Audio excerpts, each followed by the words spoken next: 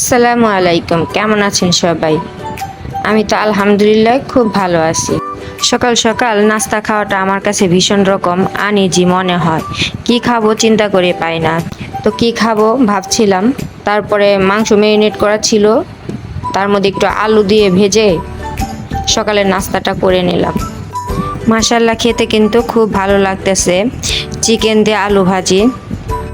আর এদিকে আমার হাজব্যান্ড বাজারে গেছিল, সেখান থেকে আমরা নিয়ে আসছে।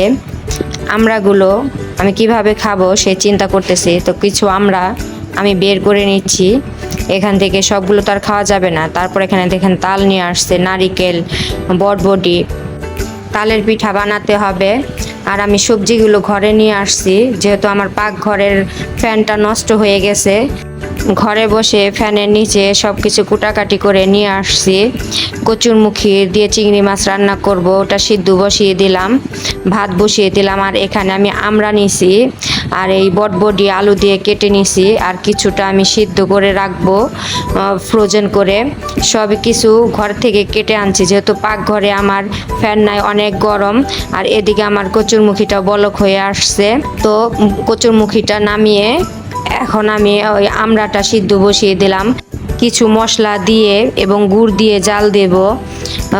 ভাতে দেবো, বলক হয়ে আসছে, আমার আমড়াটাও বলক চলে আসছে।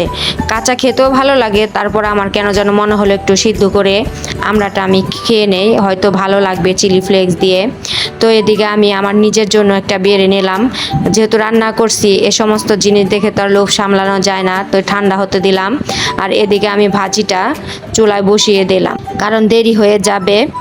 তো আমি এখানে বটবটিটা ভাজি বসিয়ে দিলাম, একটু হলুদের ফাঁকি দিয়ে দিলাম, শুকনা মরিচ, কাঁচা লঙ্কা, পেঁয়াজ এগুলো দিয়ে ভাজি করব। এর মধ্যে অন্য কিছু আর অ্যাড করব না। আরেক চুল আমার ভাত হয়ে গেছে, ভাত তো উঠিয়ে ওখানে আমি বটবটিটা সিদ্ধ দিয়ে দিলাম, আর এই ফাঁকে আমি আমড়াটা খেয়ে নিই। মাশাল্লাহ, খেতে এত মজা লাগতেছে, আমার কাছে মনে হইতেছে অমৃত কিছু খাচ্ছি। তো এরকমভাবে আমরা খেতে কিন্তু খুবই ভালো লাগে। তো আমার আমড়া খাওয়া শেষ, এদিকে আমার ভাজিটাও অনেকটা হয়ে আসছে।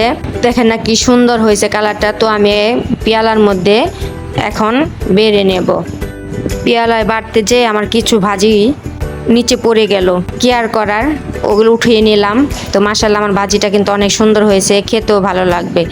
এদিকে আমি কচুরমুখীটা বসিয়ে দিলাম, চিংড়ি মাছ দিয়ে কচুরমুখী, এটাও কিন্তু খেতে খুব ভালো লাগে। দুপুরে খাওয়া দাওয়ার পরে, আসরের নামাজের পর একটু চা না খেলে ভালো লাগে না। মাশাআল্লাহ, আমার চায়ের কালারটা এত সুন্দর আসছে। তো আপুরা ভাইয়ারা, আমার ভিডিওটা যদি ভালো লেগে থাকে তাহলে অবশ্যই লাইক, কমেন্ট, ফলো দিয়ে আমার পাশে থাকবেন।